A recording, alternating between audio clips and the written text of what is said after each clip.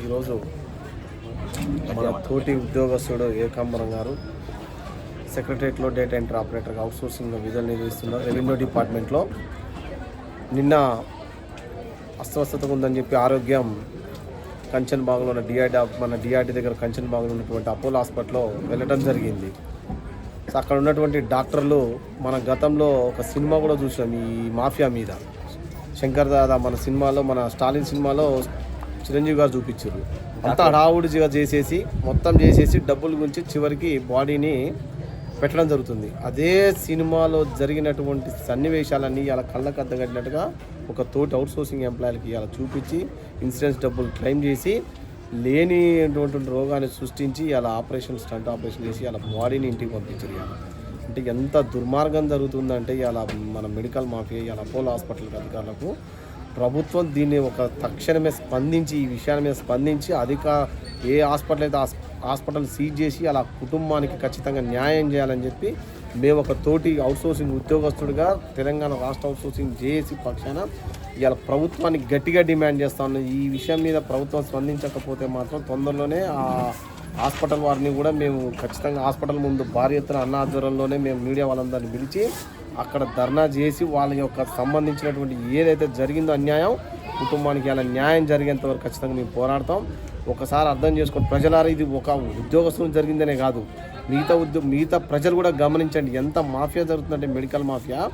ఇలా కోట్ల రూపాయలకి ఇలా హాస్పిటల్కి కమ్మ చేసి ఇలా ప్రభుత్వాలు కూడా ఇలా అలాంటి హాస్పిటళ్ళకే ఇలా పర్మిషన్లు ఇచ్చుకుంటా ఇలా దోపిడీకి గురి చేస్తూ ఉన్నారు. ప్రభుత్వం ఈ వ్యవస్థలన్నింటినీ కూడా రద్దు చేసే విధంగా చేయాలని కూడా మేము ప్రభుత్వాన్ని గట్టిగా డిమాండ్ చేస్తూ ఉన్నాం. అందరికి నమస్కారం. రాత్రి తమ్ముడు నాకు వీడియో పంపిండు, లైవ్ చేస్తూ ఉంటే సేమ్ దమ్ముతో జరిగినట్టే నాకు కూడా జరిగింది. అన్ని వివరాలు మీకు చెప్పిన. కానీ ఈరోజు నాకు ఇక్కడికి వచ్చినాక అవుట్సోర్సింగ్ ఉద్యోగి అని తెలియగానే దాని రాష్ట్ర జేఏసీ చైర్మన్ పులి లక్ష్మణ్ గారికి ఇన్ఫామ్ చేయగానే అరగంట లోపే ఇక్కడికి వచ్చిండు. ఆ చిన్న పిల్లలు ఉన్నారు, భార్య ఉన్నది, ఆయన 30 సంవత్సరాలేమో ఉన్నది, భార్య 32 సంవత్సరాలేమో ఉన్నది, పిల్లలు ఉన్నారు. ఇవాళ మా డిమాండ్ ఏంటనంటే ఆల్రెడీ అవుట్సోర్సింగ్ ఉద్యోగాల జీతాలు అరకొర, దానిపైన మేము కొట్టాడుతున్నాం. ఏజెన్సీలు సగం దోసుకుంటున్నాయి. వీళ్ళకి వచ్చేది 15,000. ఆ 15,000తోనే ఆ రేకులు ఇట్లా ఆ పిల్లల్ని వేసుకొని దాదుకుంటుండ్రు. ఇప్పుడు ఆ మనిషి కూడా లేకుండా పోయిండు. 2 పిల్లలు ఉన్నారు, భార్య ఉన్నది. మరి ఇప్పుడు వాళ్ళ దీన్ని బతకాల్సిన అవసరం ఉంది. ఇది అయితే 100% ఇది కార్పొరేట్ చంపింది నేను. కానీ ఆ కుటుంబాలను ఆదుకోవాలి. ఇప్పటికి కొన్ని 100 మందికి అవుట్సోర్సింగ్ ఎంప్లాయీస్ మరణించారు. ప్రభుత్వం ఎక్కడ కూడా ఆదుకోలే, ఇక్కడైనా ఆదుకోవాలి ఖచ్చితంగా. ఈరోజు బ్రదర్ చెప్పినట్టుగా, లక్ష్మణ్ గారు చెప్పినట్టుగా ఖచ్చితంగా కుటుంబాన్ని న్యాయం చేయండి. లేకుంటే ప్రజాస్వామ్య పందాల పోరాటం కూడా కొనసాగుతుంది. ఏమున్నా దీనికి వెలుగులోకి తీసుకొచ్చిన తమ్ముడు 2 నిమిషాలు. అందరికీ మిత్రులందరికీ జైభీం. అయితే చిర్ర ఏకాంబర్ గారి మరణానికి కారణమైనటువంటి అపోలో ఆసుపత్రిని వెంటనే ఈ ప్రభుత్వం సీజ్ చేయవలసిందిగా మేము కోరుతూ ఉన్నాము. అట్లనే బైక్ పైన ఇక్కడ నుండి చెస్ట్ పెయిన్ వస్తుందని బైక్ పైన 6వ తేదీ నాడు వెళ్ళినటువంటి చిర్ర ఏకాంబర్ గారు అక్కడికి వెళ్ళాక వీళ్ళు ఆ ప్రొసీడర్ ఈ ప్రొసీడర్ అని అడ్డమైన ఈయన మీద డైరెక్ట్గా రీసెర్చ్ చేసిరు పోలీస్ వాళ్ళు. మన పోలీస్కు సహకరించి పోలీస్ అండదండలతో అక్కడ ఉన్నటువంటి డాక్టర్లు రీసెర్చ్ చేసిర్రు. ఏం అవసరం అండి, అక్కడ చెస్ట్ పెయిన్ అట ఎప్పుడు కూడా రాలేడు అసలు. ఆయనకు హార్ట్కు సంబంధించినటువంటి పెయిన్ కానీ హార్ట్ స్ట్రోక్ ఇప్పటికీ ఒక్క ఫస్ట్ అటెంప్ట్ కూడా కాలేదు. డైరెక్ట్ అలా కూతురు ఏమని అంటున్నంటే, డాడీ నువ్వు ఇంకా 2 రోజులు ఇక్కడ ఉండగాని నువ్వు బతికేదాని కావచ్చు, అక్కడికి నువ్వు చావుకు పోయినావు, నువ్వు అక్కడ ట్రీట్మెంట్కి పోలేవని ఆమె ఏడుస్తూ ఉంది. ఇలా ఖచ్చితంగా అక్కడ ఎవరైతే అక్కడ డాక్టరు అక్కడ ఉన్నటువంటి ఎవరైతే వైద్యులు ఉన్నారో వాళ్ళు దీనికి బాధ్యత వహించాలి. అవుట్సోర్సింగ్గా వీళ్ళకు కూడా ఒక గవర్నమెంట్ జాబు తక్షణమే ప్రభుత్వం కల్పించాలి. అట్లనే వాళ్ళ ఇద్దరికి పిల్లలు ఇప్పుడు వాళ్ళు రోడ్ మీద పడేటువంటి పరిస్థితి, వాళ్ళకు కూడా ఎడ్యుకేషన్ పరంగా ప్రభుత్వం ఆదుకోవాలి. దీని మీద చర్యలు తీసుకొని పోలీసు యంత్రాంగం వాళ్ళ మీద ఎఫ్ఐఆర్లు బుక్ చేయకపోతే మేము దీన్ని పెద్ద ఎత్తున రాష్ట్ర వ్యాప్తంగా కూడా ఇది వెలుగులోకి తీసుకొస్తాము.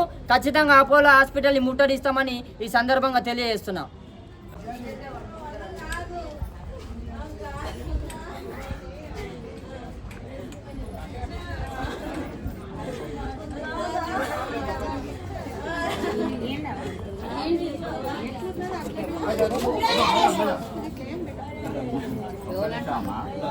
అన్న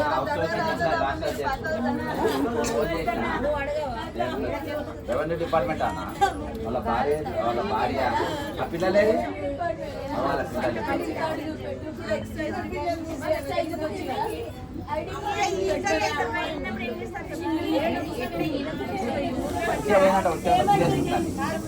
ఇన్సూరెన్స్ ఉందా అని అడిగిందంట. అడగగానే కథం అంతే. వస్తుంది అందరూ పెద్ద అచ్చా పైసలు డ్రా చేసుకునే దాకా చనిపోయినని చెప్పలే వాళ్ళ చెప్పలేదు. నాకు ఇన్సూరెన్స్ నుంచి ఫోన్ వచ్చింది అప్పుడే. గౌతమ్ మీరు ఎట్లా సతాయించిండ్రు అట్లనే ఇది అయిపోతుంది, నా తమ్ముడికి ఏదో ప్రాబ్లం అయిందని ఆయనతోటి మాట్లాడుతున్నాయి. ఐసీలో పిలుస్తుండ్రని చెప్పిండు. ఐసీలో పిలుస్తుండ్రని నేను పరిగెత్తే వరకు హార్ట్ బీటింగ్ ఆగిపోయిందని డిక్లరేషన్ ఇచ్చిండ్రు. 15 నిమిషాల ముందే డాక్టర్ నేను రేపు పొద్దుగల డైల్యూట్ అయ్యేటట్టు మెడిసిన్ ఇచ్చిన ఆగిపోతుందని చెప్పి 10 నిమిషాలలో సార్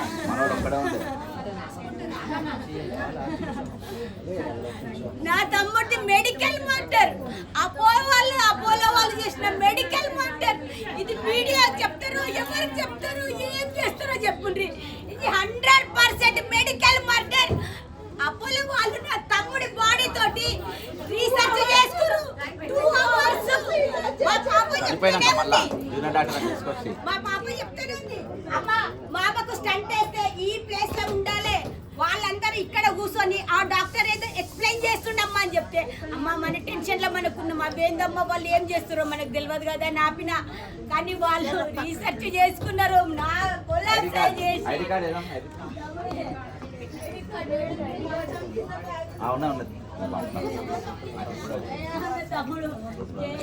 అయితేనే ఇక్కడికి వచ్చినాక అవుట్ సోర్సింగ్ అని తెలిసినాకనే ఫోన్ చేస్తాను. ఇద్దరిది కాదు, ఇద్దరు తమ్ముళ్ళు ఇలా ఇద్దరు ఆట కూడా. ఈ పాప ఏమంటుంది తెలుసా, మీడియా డిక్లరేషన్ లో రాసుకుంటే ఏ ఛానల్ అయినా చూపెట్టండి, మా డాడీని నెసెసరీగా చంపిన ఆ డాక్టర్ని చూపెట్టండి, నేను డాక్టర్ అయినా చంపేస్తా అంటుందంటే ఈ పిల్ల మనసు ఏంది మీరు అర్థం చేసుకోండి. అసలు నేను డాక్టర్ ఆయన చూపి చంపేస్తా అంటుంది.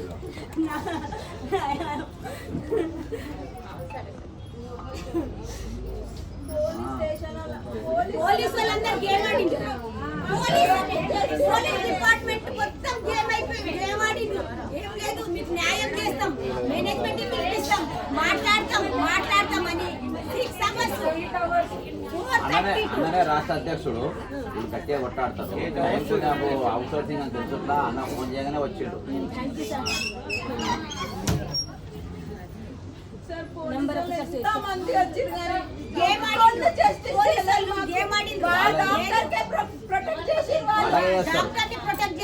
అయితే ఇదే పెడితే నన్ను అడ్మిట్ చేసి సేమ్ రిపోర్టు సీరియస్ అని చేయగానే బయటకు వస్తే కథం అని అన్నారు. అయితే పైన మానిటర్ కూడా అదే చూపెడుతుంది. నేను ధైర్యం చేసి బయటకు తీసుకుపోతాము అని మా బాబు చెప్తే, మా బాబు తీసుకొని టీఎక్స్ హాస్పిటల్ ఉంది కదా, అలా చెప్పేసి అన్ని నార్మల్ వచ్చినాయి. అసలు దరిదాపులో ఏది లేదు, ఒక్క బ్లాక్ కూడా లేదు, ఆ బ్లాక్ కూడా లేదు. అలా బ్లాక్లు ఉన్నాయి, బయటకు పోతే ఎగిరిపోతారు. సేమ్ ఇటనే స్టంట్ లేదు, నేను తప్పించుకొని బయటకు వచ్చిన. ప్రాసెస్ అయినాక వెంటిలేటర్ మీద తీసుకుపోయేటప్పుడు కూడా మిషన్ మీద అన్ని నార్మల్గా అనిపించినాయి. మా అమ్మ చూసి అన్ని నార్మల్ ఉన్నాయి, ఏం కాదు అని చెప్పిండు.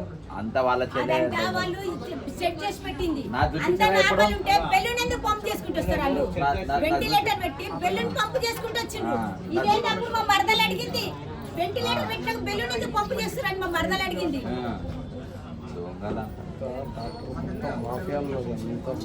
మెడికల్ మాఫియాకు ఒక ఫ్యామిలీ బలైపోతుందా సార్? ఒక ప్రాణం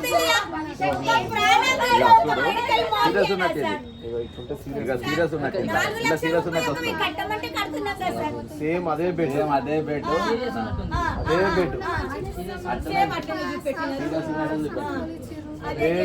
అదే హాస్పిటల్ రిపోర్ట్స్ ఏమి ఇవ్వలేదు. రాత్రి బాడీ మీద నేను సార్ రాత్రి డెడ్ బాడీ పంపిస్తూ మొత్తం ప్యాక్ చేసి దాంట్లో డెత్ సర్టిఫికెట్ కవర్లో పెట్టి ఇచ్చిండ్రు. రిపోర్ట్స్ లేవు, ఏమీ లేవు.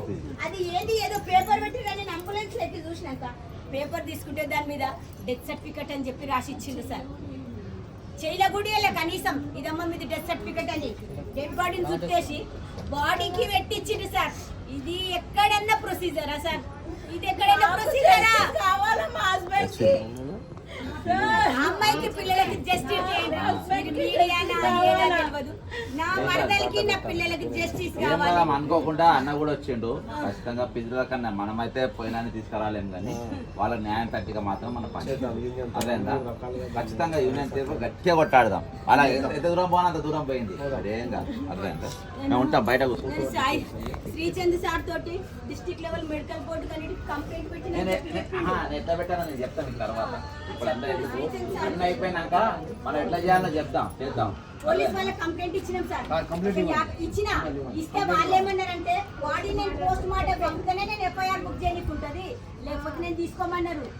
నేను నా తమ్ముని పోస్ట్ మార్టం ఎట్లా పంపుతా సార్?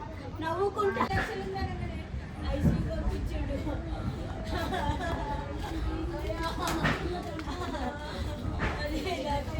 చెప్తున్నాడు ఇన్సూరెన్స్ ఎంత ఉందని అడిగిండు. ఫస్ట్ ఇన్సూరెన్స్ ఉంది అన్నందుకే చేసిండ్రా? ఇన్సూరెన్స్ ఎంత ఉంది మాకు టెస్టులు చేయాలని చెప్తే ఇన్సూరెన్స్ ఉంది సార్ మాకు టెస్టులు చేయాలంటే టెస్టులు చేయాలంటే ఇన్సూరెన్స్ ఉందంటే ఎంత ఉందంటే 10 లక్షలు అన్నా. 10 లక్షలు అంటే సరే నేను అడ్మిషన్ రాస్తా అంటే నార్మల్ రూమ్లో అడ్మిషన్ రాసి టెస్టులు చేస్తారేమో అనుకున్నాం. ఆయన ఏం చేసిండు, ఎమర్జెన్సీకి పోతే మీకు తొందరగా క్లెయిమ్ వస్తుంది, ఎమర్జెన్సీలో రాస్తా అని చెప్పి రాసిండు. ఎమర్జెన్సీలో సరే క్లెయిమ్ తొందరగా వస్తే తొందరగా చేయించు.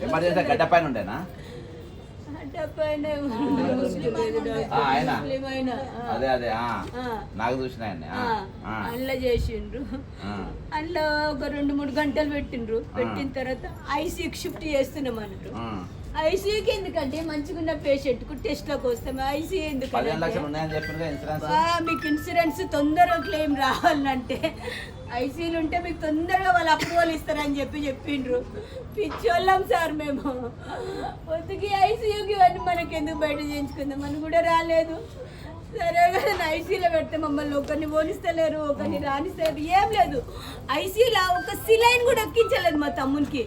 ఒక్క సిలైన్ పెట్టి ఏదో మానిటర్లు పెట్టిండ్రు, బీపీ చెకింగ్, అది మానిటర్ ఒకటే పెట్టిండ్రు. ఏం రా సిలైన్ పెట్టిండ్రా అంటే సిలైన్ లేదు ఏమి లేదు అన్నారు సార్. నెక్స్ట్ డే అప్రూవల్ రాలేదని మధ్యాహ్నం వరకు చూసి కేరియల్తో ఏం చేసిండ్రు, మీరు యాంజియో రిపోర్ట్ పంపిస్తేనే మేము అప్రూవల్ పంపిస్తామన్నారు సార్. అరే యాంజియోనే చేయలేదు, యాంజియో రిపోర్ట్ ఎక్కడ నుండి పంపించండి అని అంటే లేదు ఇక్కడ ప్రొసీజర్ ఇక్కడ ఉంటుంది, మీరు యాంజియో చేయించుకోండి రిపోర్ట్ పంపుదామని అంటే సరే చెయ్యండి అంటే యాంజియో చేసిండు. యాంజియో చేసి 2 బ్లాక్లు ఉన్నాయి. హార్ట్ మంచిగా ఉంది, హార్ట్ మంచిగా ఉంది, హార్ట్కి ఏం డ్యామేజ్ కాలేదు. ఇట్లనే మీరు దీన్ని నెగ్లెక్ట్ చేస్తే ఫ్యూచర్ లో మీకు హార్ట్ కి ఏదైనా స్ట్రోక్ వచ్చే అవకాశం ఉంటుందని భయపెట్టిండు సార్. ఎప్పుడు లేదు, జ్వరం కూడా లేదు. నా తమ్ముడు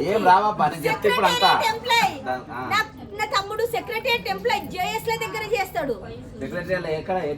రెవెన్యూ డిపార్ట్మెంట్ రెవెన్యూ సెక్రటరీ దగ్గర చేస్తాడు, ఐఏఎస్ ల దగ్గర చేస్తాడు నా తమ్ముడు. వీని పని చూస్తే సెక్రటరియట్ ఎవరు అడిగినా చెప్తారు ఎంత ప్రభుత్వ ఉద్యోగి, అవుట్ సోర్సింగ్ ఎంప్లాయ్. వాడి పని చూస్తే వాడు ఎంత యాక్టివ్. పోనీ ఏదైనా బాధ ఉంటే డుమ్మాలు కొడతారు, ఒకరోజు లీవ్ తీసుకుంటారు, వితౌట్ లీవ్ డైలీ ఆఫీస్కి అటెండ్ అవుతారు. చెప్పిండ్రు యాంజియోగ్రామ్ చేసి 2 బ్లాక్లు ఉన్నాయమ్మా, ఇప్పుడు హార్ట్కి ఏ ప్రాబ్లం, హార్ట్ మంచిగా ఉంది, ఇన్ కేస్ సడన్గా ఏదన్నా వచ్చే అవకాశం ఉంటుంది, మీరు 2 స్టంట్లు వేయించుకుంటే మీకు లైఫ్ సేఫ్ ఉంటుంది అని చెప్పిండు సార్. మనకు ఆ భయం, ఆ సిచ్యువేషన్, ప్రికాషన్, మీకు ఇది ఒక సైన్ అని చెప్పిండు. ఇది హార్ట్ అటాక్ రావడానికి ఒక సైన్ లాగా అని చెప్పిండు. సైన్ లాగానంటే నాకు చెప్పినయే చెప్తుండ్రబ్బా, సైన్ లాగా చెప్తుంది ఇప్పుడు సైన్ లాగా అని అన్నారు. సైన్ లాగా అంటే మనం నెగ్లెక్ట్ చేయొద్దు. పిల్లలు చిన్నోళ్ళు అసలు పాప ఏకాంబరం చిర్ర ఏకాంబరం ఇది చెప్పిన ఇది కాదు అని చెప్తే ఇది చెప్పి ఏమంటారు లైఫ్ రిస్క్ ఎందుకు మనం తీసుకోవాలి, చిన్న పిల్లలు ఉన్నారని చెప్పి. సార్ ఇన్సూరెన్స్ ఉంది కదా, మీరు యాంజియోగ్రామ్ రిపోర్ట్ ఇదే నాకు చెప్పిన, నాకేమేమి చెప్పినో వీళ్ళకి అవే చెప్పిన రిపోర్ట్ పంపిస్తే వాళ్ళు అప్రూవల్ ఇస్తారంట సార్ అన్న. ముందు రోజు 99 lakhs వచ్చింది సార్.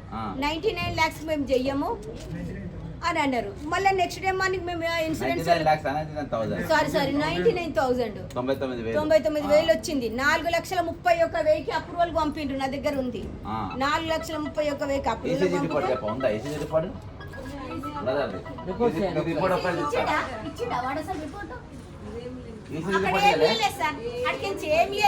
పేషెంట్ కు ట్రీట్మెంట్ జరుగుతుండే జరిగింది. ఏమి ఇవ్వలేదు మా టెన్షన్ లో. మేము రాత్రి 10 గంటల దాకా కూర్చున్న ఒక్కరు రెస్పాండ్ కాలేదు. ఇన్సూరెన్స్ ఏం చేసిండు సార్ తీసుకోవాలి మరి. అయితే ఏం చేసిండు అని అంటే ఇంకా ఏం చేసిండు అంటే ఎమర్జెన్సీలో పెట్టేసి ఇప్పుడు నేను ఎమర్జెన్సీలో ఉన్నా మనం తెచ్చుకున్నా కదా. సార్ మీరు లైవ్గా వచ్చిండ్రు, నా తమ్ముడు ఈ కండిషన్ లో చెప్పిర్రు వాళ్ళు. మేము దాని మీద ఎక్కడ పోలేదు ఇక. అయితే ఇక సరైన స్టంట్లు వేయండి సార్ అని అవి కాదు. అయితే ఏం చేసిండు, కింద క్యాషియర్ బిల్లింగ్ క్యాషియర్ పిలిచి మీరు 80% వాళ్ళు అప్రూవల్ ఇస్తారు, 20% మీరు పే చేస్తామని కన్సల్ట్ లెటర్ ఇస్తేనే ప్రొసీజర్ స్టార్ట్ అవుతుంది అని చెప్పిండ్రు. ఇన్సూరెన్స్ అయిన గౌతమ్ ఉంటే ఆయనకు ఫోన్ చేసిన, గౌతమ్ ఇట్లా అంటున్నారు అని అంటే నేను ప్రీ అప్రూవల్ ఇచ్చినాక వాళ్ళు ఎందుకు ఇయ్యరు అని అతనితోటి వాగ్వివాదం చేసిండు. అక్కడుండి అతను ఉల్టా సీదా మాట్లాడారు. మీరు ఇది పద్ధతి కాదండి, కేర్ వాళ్ళు చెప్తుండ్రు మీరు ఫైనల్ బిల్ పంపండి, వాళ్ళు పంపనప్పుడు మేము కట్టుకుంటాం కదా అని చెప్పిన. లేదమ్మా మీరు ఇట్లానే మాట్లాడతారు అది ఇదని మా మీద రేజ్ అయ్యిండు. రేజ్ అయితే ఎందుకు వచ్చిన రిస్క్ పేషెంట్కి అని చెప్పేసి సరే అని మేము ఒక కన్సల్ట్ లెటర్ తీసుకున్నాడు మాతోటి. కన్సల్ట్ లెటర్ ఇచ్చిన విత్-in 10 minutesలో థియేటర్కి షిఫ్ట్ చేసిండు. థియేటర్కి షిఫ్ట్ చేసి 12ంటికి తీసుకెళ్ళింది సార్. థియేటర్కి 12:30 లోపలనే మమ్మల్ని పిలిచేసి డాక్టర్ పిలిచి అమ్మ ఫస్ట్ మీకు ఇట్లా ఉండే ఇవి ఇట్లా దగ్గరకు ఉండే, ఇప్పుడు నేను ప్రొసీజర్ చేసిన 2 స్టంట్లు వేసిన, ఈ స్టంట్లకించి ఇక బ్లడ్ చూడు మంచిగా సర్క్యులేషన్ అవుతుంది అని 2 చూయించిండు. ఓకే సార్ అని దండం పెట్టిన తర్వాత సార్ ఎప్పుడు మరి ఐసీయూకి షిఫ్ట్ ఇది రూమ్కి షిఫ్ట్ చేస్తారు ఐసీయూకి అంటే లేదమ్మా 24 hours అబ్జర్వేషన్లో పెట్టాలి, ఇప్పుడు ఐసీయూకి షిఫ్ట్ చేస్తా, రేపేమో రూమ్లోకి షిఫ్ట్ చేసేసి డిశ్చార్జ్ చేస్తామని చెప్పారు సార్. చెప్పిన తర్వాత నేను మా మరదలు పక్కన నిల్చున్నాము. మా పెద్ద తమ్ముడు వాళ్ళు పక్కన ఉంటే బిడ్డనిచ్చి పంపించిన వాళ్ళని పిలుచుకరాపోనా వాళ్ళు వస్తే మనల్ని కూర్చొనియ్యరు చూడనియ్యరు, ఇప్పుడే చూద్దాము ఇంకా టెన్షన్ వద్దని చెప్పి మా తమ్ముడిని పిలిచే లోపలనే విత్-in 2 minutesలో సార్ డాక్టర్ కొంచెమే ముందుకు పోయిండు. విత్-in 2 minutesలో మా తమ్ముడు గట్టిగా తగ్గిండు. ఏంటి తగ్గుతున్నాను గబగబ పరిగెత్తారే తమ్ముడు తగ్గుతున్నాడు రాను పెద్దగా సార్. ఒక రూమ్లో రీసౌండ్ వస్తే ఎట్లుంటే అంత పెద్దగా అమ్మా 2 సార్లు పెద్దగా అరిచిండు నా తమ్ముడు. అరవంగా నా పోయిన డాక్టర్లు వచ్చారు, ఒక్కలేనికొక్కరు 2-3 వచ్చి మేము చూస్తుంటే డోర్లు లాక్ చేసేసిండ్రు. ఏమైంది అని అడుగుతా, డోర్లు లాక్ చేసిర్రు. ఒకళ్ళ తర్వాత ఒకళ్ళు యాంజియోగా ఏంటేంటియో డబ్బాలు పట్టుకోబోతున్నారు, డబ్బాలు పట్టుకోబోయిండ్రు. అప్పుడప్పుడు డోర్ తెచ్చినప్పుడు చూస్తే మా పాప బైపీసీ స్టూడెంటే, మా పాప అంటుండు అమ్మ టెస్ట్ చేస్తే హార్ట్ దగ్గర ఇక్కడ చెయ్యాలమ్మా మామకి, అయినా ఎక్స్ప్లెయిన్ చేస్తుండు వాళ్ళకి. ఈ జూనియర్ డాక్టర్లు అందరు పిలిచి ఆ సీనియర్ డాక్టరు ఒక 20-30 మంది లోపలికి వెళ్ళిండ్రు. వాళ్ళందరికీ ఈ కేసు ఇట్లా జరిగితే ఎట్లా చేయాలన్నా ఎక్స్ప్లెయిన్ క్లాస్ ఇస్తున్నాడు అక్కడ. అమ్మ ఆయన క్లాస్ ఇస్తుండమ్మా మామకి ఇక్కడ, మామ అసలు ఏం కనబడతలేడు మనకి అని చెప్పింది. అంటే లేమ్మా వాళ్ళేదో ప్రొసీజర్ ఏదో చేస్తారు, మనం ఏమనొద్దు గమ్మునుండి అన్నాం. తర్వాత కూడా బయటకు వచ్చిండు ఆయన 2-2.5 గంటల తర్వాత బయటకు వచ్చి సార్ ఏంటి పరిస్థితి ఇప్పుడు అని అంటే ఏం లేదమ్మా చెప్పిండు. ఈ వాల్ ఉంది కదా, ఈ వాల్ను మేము బ్లాస్ట్ చేస్తుంటే ఈ వాళ్ళకించి ఇది పోయి పక్క వాళ్ళ జామ్ అయిపోయింది. ఈ వాల్ అనే దాంట్లో స్టంట్ ఉండే సార్. దీంట్లో స్టంట్ ఉంటే మీరు దీంట్లో స్టంట్ వేసేది పక్కన వైర్ పోయి ఈ మెయిన్ వాల్ ఏదైతుందో మెయిన్ వాల్ లో బ్లాక్ అయింది. థిక్నెస్ ఒకటి అడుగుతామా మీకు, అసలు ఆయనకు 2 బ్లాక్ లో ఉన్నట్టు మీరు ఏదైనా కాగితం చూసినా రిపోర్ట్ చూసిందా సీడీ ఇచ్చిండ్రు రిపోర్ట్ ఇచ్చిండ్రు సీడీ ఇచ్చిండ్రు రిపోర్ట్ తీసుకుని నేను సెకండ్ ఒపీనియన్ పోదాం కానీ తీసుకున్నా మళ్ళీ ఏం చేసిన సెకండ్ ఒపీనియన్ పోయినావా పోలేదు ఇవ్వనని అడిగినావా అంటే నాకు తెలిసిన డాక్టర్ ఉన్నాడు అడిగిన ఇట్లా 2 బ్లాక్లు గాను రిపోర్ట్ పంపించిన వాళ్ళు ఇచ్చిన రిపోర్టే కదా సార్ ఆ రిపోర్టే పంపించిన నాకు శ్రీనాథ్ ఈ రిపోర్ట్ చూడనా అంటే చూసి ఇదైతే బ్లాక్స్ కనబడుతున్నాయి అంటే సీరియస్ కాదు కాకపోతే ఇలా కూడా కనబడ్డాయి ఇగో ఇది కూడా నాది ఇది నా రిపోర్టు అపోలోకి నేను తెచ్చుకున్నా లోపల అర్థమైందా ఇది నా రిపోర్టు అపోలో దాకాను ఉంది ఈ రిపోర్ట్ ప్రకారం నాకు కూడా బ్లాక్లు ఉన్నాయి ఈ రిపోర్ట్ ప్రకారం నేను కూడా సీరియస్ ఈ రిపోర్ట్ ప్రకారం నన్ను బయటికి పంపొద్దన్నారు కానీ నాకు అనుమానం వచ్చింది ఎందుకంటే ఆ గతంలో శంకర్ గౌడ్ అంటే ఆయన అన్ననే చచ్చిపోయినా కాలు పెట్టుకున్నాను చచ్చిపోతే నేను గొడవ చేసిన నాకు అనుమానం ఉంది ఎందుకే షిఫ్ట్ చేయమని చెప్పిన షిఫ్ట్ చేయమని చెప్పి ఒక్క నిమిషం షిఫ్ట్ చేయమని చెప్పి నా ఈ రిపోర్ట్ మొత్తం తీసేసుకున్నా నేను తీసుకొని మా సెకండ్ ఒపీనియన్ డాక్టర్లో పంపిన నీకు బ్లాక్లు ఉన్నాయి నీకు డేంజర్ ఉన్నది ఎమర్జెన్సీ ఉన్నది ఎక్కడైనా అడ్మిట్ అయిపో నాకు కింద గోలి పెట్టుకో అన్నారు నెక్స్ట్ అన్నయ్య అక్కడికి వెళ్ళి నేను సత్య హాస్పిటల్కి పోయినా నేను పోయి తల దెబ్బ తాకిందని పోయినా పోలీస్ స్టేషన్లో కింద పడితే అక్కడికి నన్ను సత్య హాస్పిటల్ పోయిండు ఒక డిఎస్పీ నన్ను బంజారా డిఎస్పీ జీప్ కేసు కొడితే దెబ్బ తాకింది పోలీస్ స్టేషన్లో కళ్ళ మీద పడితే ఇక్కడ తీసుకుపోయాను అలా స్కానింగ్ తీసిన ఇది స్కానింగ్ తీసిన తర్వాత నేను పోయి దీనికోసము వాళ్ళు ట్రీట్మెంట్ చేసి దేనికి నాకు గుండె ప్రాబ్లం ఉందని చెప్పిండు ఎటు పోయి నాకు కుక్క పెట్టాను అక్కడికి కాచిగూడ ఉన్న టీఎక్స్ హాస్పిటల్కి పోయినా పోయి అందులో ఈసీజీ చూపించిన అందులో ఈసీజీ చూపిస్తే మొత్తం నార్మల్ వచ్చింది చూడండి టీఎక్స్ హాస్పిటల్ 0.1 అంటే 0.1కి వెళ్ళి 0.7 లోపు ఉంటే నార్మల్ దాటితే అప్ నార్మల్ అసలు నార్మల్ కూడా లేదు 0.1 అంటే దరిదాపులో కూడా లేదు స్ట్రోక్ అర్థమైందా ఇగో ఇది సాక్ష్యం ఇంత మించిన సాక్ష్యం ఏం కాదు ఇది అపోలోది ఇదేమో టీఎక్స్ది ఏం లేదు సేమ్ నేను అలా అడ్మిట్ ఉంటే నాకు బ్లాక్ లేదు నాకు ఎదురు స్టంట్లు 101% నాకు స్టార్ట్ చేద్దాం లేదమ్మా నేను ఏం చెప్తున్నా ఇప్పుడు నాది ఇది ఒకటే కేసు ఇప్పుడు నేను ఏం చెప్తున్నా మళ్ళీ ఏం చెప్పిండు అయినా సరే అంతా పిలిచి ఏం లేదు ఇది ఇది చేస్తున్నప్పుడు దాని బెల్లంతో బ్లాక్ చేసినప్పుడు ఇది పోయి అవునమ్మా ఏం లేనప్పుడు కొడితే చచ్చిపోడా ఇప్పుడు ఆయనకు ప్రాబ్లం ఏం లేనప్పుడు ఇప్పుడు నీకు అర్థమైందా వాళ్ళు ఒక ఈసీజీ తీసిందమ్మా సేమ్ నేను ప్రూఫ్ చూపెడుతుంది కదా ఇగో ఇది నా ఈసీజీ ఇది లెక్కన ఈయన ఈసీజీ చేసింది ఈయనకు తీసిన ఈసీజీ గ్రూప్లల్లా ఒక 2 బ్లాక్లు వచ్చినాయని చూపించాను మీరు ఇన్సూరెన్స్ ఉందని చెప్పిండు చెప్పగానే ఐసీయూకి షిఫ్ట్ చేసిండు ఎంతుంటో చూసుకుంటారు ఇక ఈయనకి ఎట్లా కానీ చేయాలనుకుంటారు మీకు నాకు తేడా అయింది తెలుసా మీరు అందులోనే ఉన్నారు వాళ్ళు చెప్పినట్టు మీరు ట్రీట్మెంట్ పోయినరు ఈ పరిస్థితి అయింది నేను అలా లేను బయటికి పోయినా కాబట్టి వేరే దగ్గర ట్రీట్మెంట్ చేసుకున్నా ఏం లేదని బయటకు నేను బతికిపోయినా వేరే ఏం లేదు నేనేమనుకున్నా వేరే ఏం లేదు నీట్ గా పిల్లలు చిన్నోళ్ళు చంపేసిండ్రు అంతే చిన్నలో చంపేసిండు సార్ అంతే అందులో డౌటే లేదు అయితే అతను మళ్ళీ కిందికి వెళ్ళినాక కూడా వెళ్ళి అడిగితే ఏం లేదు రేపు పొద్దున కల్లా క్లియర్ అయిపోతుంది సార్ వెంటిలేటర్ పెట్టిండ్రు ఇది నోట్లో అసలు తమ్ముడు మాట్లాడతలేడు మళ్ళీ రూమ్కి వెళ్తే అమ్మా మీకు ఎక్స్ప్లెయిన్ చేసిన కదా ఏం ప్రాబ్లం లేదు రేపు పొద్దున కల్లా క్లియర్ అవుతుంది మేము బ్లడ్ లూజ్ కానికే ఆడ బ్లడ్ టైట్ మోసం చేసారు హాఫ్ అన్ అవర్ లో పిలిచి నా తమ్ముడు గుండా అయిపోయిందని చెప్పారు సార్ నా తమ్ముడు పోయేటప్పుడు అక్క నేను 10 minutes లో వస్తా అక్క నువ్వు ఎందుకు టెన్షన్ పడుతున్నావు అని పోయింది సార్ నా తమ్ముడు నాకు ఇట్లా పరిస్థితి వస్తుంది అంటే మన స్టెంట్ వేయకుండా అట్లనే ఇన్సూరెన్స్ వాళ్ళు సార్ ఇన్సూరెన్స్ వాళ్ళు యశోదలో తీసేసిండ్రు అని అందుందని పోయినాము లేకపోతే నేను యశోదలనే అయిపోతుండే అన్ని నా తమ్ముడిని లాస్ చేసుకోకపోతుంటే ఆ పిల్లని చూడండి సార్ ఆ పిల్లని చూడండి 30 years తన ఏజ్ ఈ పిల్ల 6 years వీడు 9 years వీళ్ళు ఎప్పుడు పెరగాలి వాడు అవుట్ సోర్సింగ్ ఉద్యోగి ఏ ఇల్లు చూడండి ఏ ఆస్తిపాస్తులు ఏం లేవు మా అమ్మనైనా సంపాదించింది ఇల్లు తప్పితే వీళ్ళకి ఏం న్యాయం చేస్తారని రాత్రి 10-11 గంటల దాకా అక్కడ కూర్చుంటే పోలీసు వాళ్ళు వచ్చిండ్రు మాట్లాడనిస్తలేరు 10 దాకా డాక్టర్ ని పిలవాలన్నాడు ఎంతసేపు కూర్చున్నా పోలీస్ వాళ్ళు మమ్మల్ని రోడ్ బయటికి వెళ్ళనిస్తలేరు రోడ్ బయటికి అక్కడ ఉంటానా డాక్టర్ వస్తాడంటే మీడియా వాళ్ళు అందరు తీసుకుంటారు ఒక్కరు లైవ్ కాస్ట్ చేయలేకపోయిండ్రు చాలా మంది మీడియా వాళ్ళు వచ్చిండ్రు రిపోర్టర్స్ వచ్చిండ్రు తీసుకున్నారు కానీ ఒక్కరు లైవ్ కాస్ట్ చేయలేదు సార్ ఈ న్యూస్ని దామోదరం రాజనరసింహ సార్ పిఏ వాళ్ళతోటి కూడా ఫోన్ చేయించిన సార్ ఫోన్ చేస్తే అక్కడ అబ్దుల్లా ఎవరో ఉన్నారు ఆయన మాట్లాడి సార్ తోటి మాట్లాడిన అతనితో మాట్లాడినమ్మా అంటే నేను వాళ్ళ ఫ్యామిలీ మెంబర్స్ తోటి మాట్లాడుతున్నాను ఆయన చెప్పిండు ఎవరితోటి మాట్లాడలేదు ఏంది సార్ ఏందని అంటే నేను ఆయనతో మాట్లాడినని మాకు చెప్పిండు. ఎంతసేపు కూర్చుని వీళ్ళ పిల్లలకి ఏం ఆన్సర్ చెప్తారు అని అడిగితే కూడా ఒక్కడు పైసల కోసం అంతే.